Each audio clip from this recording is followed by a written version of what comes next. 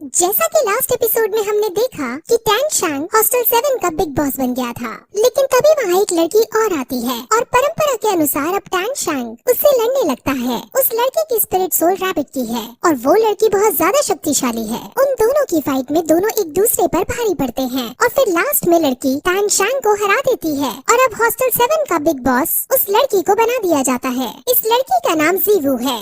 यहाँ पर coed hostel है क्योंकि यहाँ सब सिर्फ बच्चे हैं, इसलिए गर्ल्स और बॉयज अलग अलग हॉस्टल में नहीं रहते। अब सब फिर एक दूसरे की सोल पावर पूछते हैं और जब टैन शांग उन्हें अपनी सोल पावर फुल बताता है तो सब बच्चे बहुत चौंक जाते हैं। अब वहाँ फिर टीचर आते हैं और टैन शांग को उसका ब्लैंकेट देते हैं। असल में हॉस्टल 7 के अंदर रहने वाले सभी बच्चे वर्किंग स्टूडेंट्स थे, यानी वो यहाँ रहकर पार्ट टाइम जॉब भी करते थे ताकि वो अपनी फीस भर सके। अब फिर टीचर टैन शांग और जीवू को उनके काम बता के वहाँ से चले जाते हैं। अब टीचर उसे सिर्फ एक ब्लैंकेट देकर गया था और जीवू के पास कोई ब्लैंकेट था ही नहीं, इसलिए वो टैन शांग से अपने और उसके दोनों के बेड्स को मिलाकर एक करने को कहती है ताकि वो दोनों एक ही बेड पर सो सके। अब सब बच्चे बहुत चौंक जाते हैं और टैन शांग से जलने लगते हैं। टैन शांग भी घबराते हुए उससे कहता है कि भला एक लड़का लड़की एक साथ एक बेड पर कैसे सो सकते हैं, जिस पर जीवू कहती है कि जब मुझे लड़की होकर कोई दिक्कत नहीं तो तुम्हें लड़के होकर क्या परेशानी है। अब फिर वो बेड्स को अटैच करता है और दोनों सो जाते हैं। अब अगले दिन वो सभी बच्चे मेस के अंदर खाना खाने जाते हैं और जीवू को ऊपर फ्लोर पर खाना खाने का मन था, लेकिन वहाँ उसे ये पता चलता है कि ऊपर वाला फ्लोर अमीरों के लिए है और गरीबों के लिए ऊपर जाना मना है। अब ये सुनकर सभी को बहुत बुरा लगता है क्योंकि ऊपर बैठे अमीर लोग उन्हें चिढ़ा भी रहे होते हैं। हॉस्टल 7 के सभी बच्चे अब नीचे के फ्लोर पर ही खाना खाने के लिए बैठने लगते हैं, लेकिन तभी वहाँ ग्रैंड मास्टर आते हैं। ग्रैंड मास्टर वही है जिसे टैन शांग ने अपना टीचर बनाया था। ग्रैंड मास्टर टैन शांग के पास आकर उसे अपने साथ ऊपर खाना खाने को कहते हैं क्योंकि उनको टैन शांग से कुछ बातें करनी थी, लेकिन टैन शांग को फिलहाल अपने दोस्तों के साथ रहकर ही खाना खाना बेहतर प्रतीत होता है और वो उनसे खाना खाने के बाद मिलने को कहता है। अब टैन शांग अपने दोस्तों के पास जाता है, जहाँ जब उसके दोस्तों को ये पता चलता है कि टैन शांग के टीचर ये हैं तो उन्हें बहुत अजीब लगता है क्योंकि सबको ये बात पता थी कि ग्रैंड मास्टर रैंक 29 पर पहुँचे हुए हैं, लेकिन उससे आगे नहीं बढ़ पा रहे हैं, जिस वजह से उनका कभी कभार मजाक सा भी बनाया जाता है। और जब टैन शांग के दोस्त टैन शांग के सामने ही ग्रैंड मास्टर का मजाक सा उड़ाने की कोशिश करते हैं तो टैन शांग गुस्से में आकर उन्हें धमकी देता है कि अगर तुमने मेरे टीचर के बारे में एक और बार मजाक उड़ाया तो तुम्हारे लिए अच्छा नहीं होगा। अब वो फिर सीधे ग्रैंड मास्टर से मिलने जाता है और अब ग्रैंड मास्टर उससे उसकी दूसरी स्पिरिट सोल को दिखाने को कहते हैं। वो उन्हें अपनी दूसरी स्पिरिट सोल दिखाता है जो असल में एक हैमर की थी।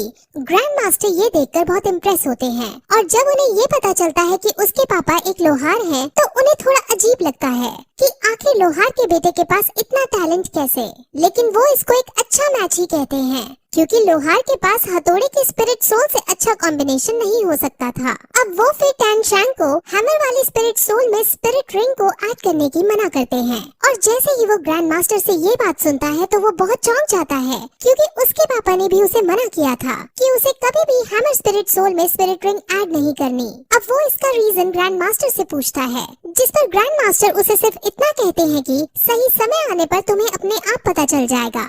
अब ग्रैंड मास्टर टैन शांग को अपने अंडर में रखकर उसकी ट्रेनिंग को करवाना चाहते थे और उसके स्पिरिट मास्टर बनना चाहते थे, लेकिन स्पिरिट मास्टर बनने के लिए उसे अपनी रैंक बढ़ानी होगी। अभी उसकी रैंक 10 है और रैंक 11 पर पहुंचने के लिए उसे स्पिरिट रिंग की जरूरत होगी और स्पिरिट रिंग उसे सिर्फ 20 को मारकर ही मिल सकती है, जिस वजह से वो अब एक खास तरह के जंगल में जाने का डिसाइड करते हैं ताकि उस खास तरह के जंगल में जाकर उन्हें शिकार करने के लिए 20 मिल सके। वो उसे फिर उसकी स्पिरिट सोल जो कि एक ब्लू सिल्वर ग्रास की है उसके बारे में उसे कई सारी नॉलेज देते हैं और वो नॉलेज हम आपको आगे आने वाले वीडियोस में स्टोरी के साथ बताएंगे। अब फिर टैन शांग अपने हॉस्टल में सोने के लिए जाने लगता है क्योंकि कल उसे जल्दी उठकर ग्रैंड मास्टर के साथ जाना था, लेकिन हॉस्टल में जाते वक्त उसे रास्ते में जीवू दिखती है। असल में जीवू समझ जाती है कि पिछले दिन टैन शांग मन से उससे हारा था और उसने अपनी पूरी एबिलिटीज नहीं दिखाई थी, इसलिए अब जीवू उसे रास्ते में रोककर फाइट करना चाहती थी। अब वो दोनों फाइट करते हैं और फाइट करते वक्त दोनों के बीच एक रोमांटिक एंगल भी नजर आता है और तभी वहाँ एक लेडी टीचर उन्हें इस कंडीशन में देख लेती है और उन्हें गलत समझ लेती है। वो इतने छोटे बच्चे थे और दूसरी बात वो पब्लिक में ये सब कर रहे थे, जिस वजह से वो उनको डांटने लगती है, लेकिन जीवू इतनी शरारती थी कि वो टीचर को ही धक्का मारकर वहाँ से चली जाती है अब फिर अगले दिन टैंग शैंग ग्रैंड मास्टर के साथ गाड़ी में बैठकर जंगल में जाने लगता है और रास्ते में वो उसे कई तरह के बीज के बारे में नॉलेज देता है।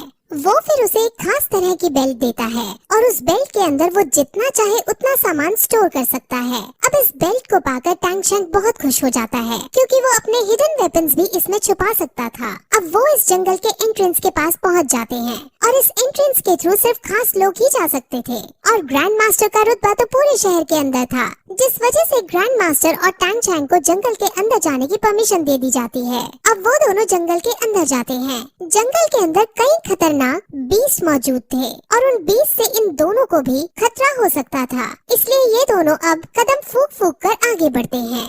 अब फिर ग्रैंड मास्टर उसे अपनी स्पिरिट सोल दिखाता है जो कि असल में एक बीस्ट टाइप की स्पिरिट सोल है। उनकी स्पिरिट सोल बहुत ज्यादा खास और एक तरह की वेरिएंट थी, लेकिन अब टैंग शैंग को थोड़ा सा अजीब लगता है क्योंकि उनकी स्पिरिट सोल तो इतनी अच्छी है फिर भी उनकी रैंक आगे क्यों नहीं बढ़ रही।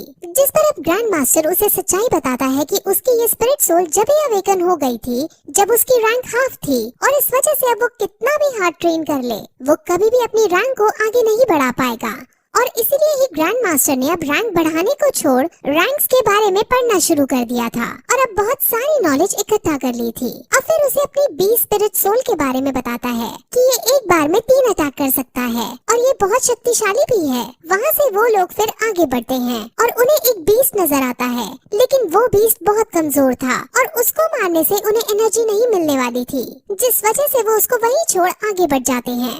वहाँ उन्हें अब एक पेड़ दिखता है जिसको टैंग शैंग एब्जॉर्ब करके ब्लू सिल्वर ग्रास की स्पिरिट रिंग बढ़ा सकता था, लेकिन उस पेड़ की उम्र बहुत कम थी जिस वजह से वो उनके लिए सूटेबल नहीं है और अब वो आगे बढ़ जाते हैं। असल में वो कलर को देखकर उसकी उम्र का पता लगा सकते हैं।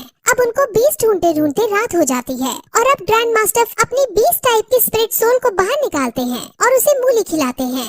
असल में इस बीस्ट की स्पेशल पावर फाट मारना था और ये मूली खाने से ही पॉसिबल हो सकता था। ये बात टैंग शैंग को बहुत शॉक करती है। अब वो बात कर ही रहे होते हैं कि तभी वहाँ एक बहुत बड़ा स्नेक के शेप वाला बीस्ट आ जाता है और उन पर हमला करने लगता है।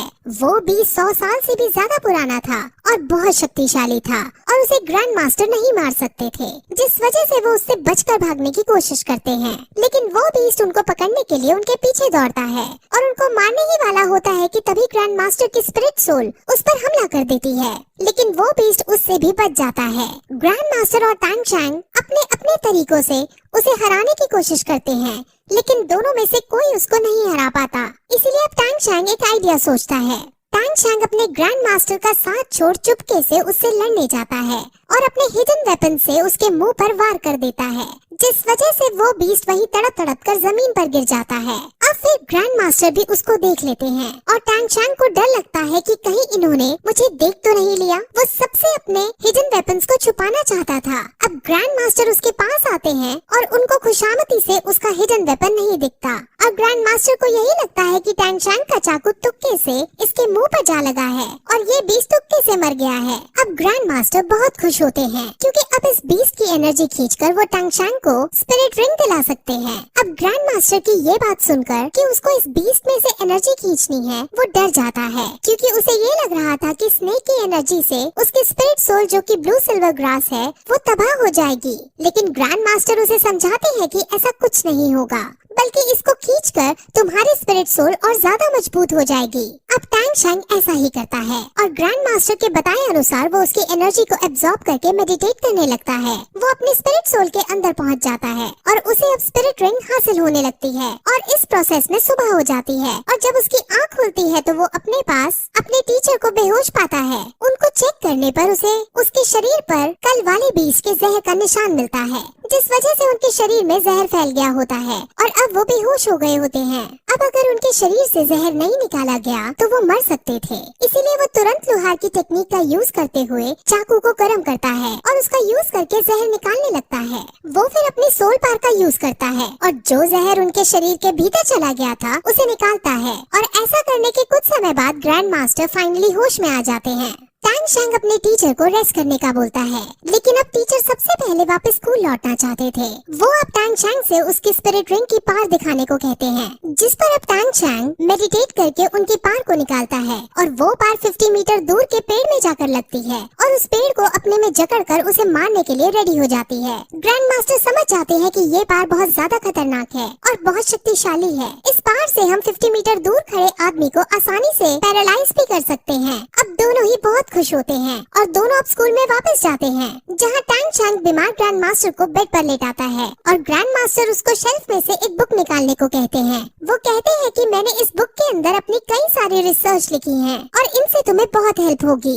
वो फिर उसे शहर के स्पिरिट हॉल में जाने को कहते हैं, क्योंकि वहाँ जाकर वो खुद के लिए अपने टैलेंट के बेसिस पर एक मंथली स्टाइपेंड बुक कर सकता था और ऐसा करने के बाद उसे यहाँ वर्किंग स्टूडेंट के रूप में काम नहीं करना पड़ेगा। वो अपने ग्रैंड मास्टर की बात मान जाता है और अब उनके कहने अनुसार वहाँ जाने लगता है। वहीं दूसरी तरफ हम हॉस्टल 7 के बच्चों और अमीरों के बच्चों को एक ग्राउंड में देखते हैं जो एक दूसरे से लड़ रहे थे। असल में उनमें लड़ाई हो गई थी और उनके बीच ये डिसाइड होता है कि वो एक एक करके अपने ग्राउंड से एक मेंबर भेजेंगे और जो ग्रुप हारेगा वो कमजोर साबित होगा और उसे दूसरे ग्रुप को बॉस बोलना होगा। हॉस्टल 7 की लीडर जीवू बनी थी और जीवू अपने ग्रुप से एक लड़के को लड़ने के लिए भेजती है। इस लड़के की स्पिरिट सोल लायन की थी और वो अब अमीरों के ग्रुप से जो बच्चा आया था उससे लड़ने लगता है। उनकी लड़ाई बहुत आइकॉनिक लेवल की चलती है, जिस वजह से हॉस्टल 7 का ग्रुप हारने लगता है और जीवू को बहुत बुरा लगता है। अमीरों के बच्चे जीवू को खरगोश कहकर भी चिढ़ाने लगते हैं और तभी वहाँ टैंग शैंग आ पहुँचता है। टैंग शैंग को देखकर जीवू बहुत खुश हो जाती है और वो उसको अमीरों की सारी करतूतें बता देती है।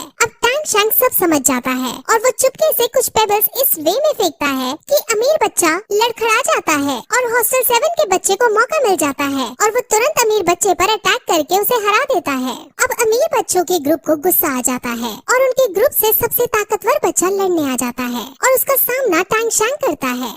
टैंग शैंग उसको बिना स्पिरिट सोल के यूज किए ही मात देने लगता है और उस अमीर बच्चे की बहुत बुरी बेइज्जती हो जाती है। अमीर बच्चा अब गुस्से में अपनी फुल स्ट्रेंथ में आता है और अब टैंग शैंग भी अपनी स्पिरिट रिंग का यूज करता है और उसे अपनी पावर्स में जकड़ लेता है और उसे कहता है कि अब तुम अगर हार नहीं मानोगे तो तुम पैरालाइज हो जाओगे। अब वो अमीर बच्चा मरता क्या ना करता, इसलिए वो हार मानकर हॉस्टल 7 को अपने बॉस के रूप में एक्सेप्ट कर लेता है और जीवू बहुत खुश हो जाती है और फिर उन सबको अपनी सोल पावर के बारे में बताती है।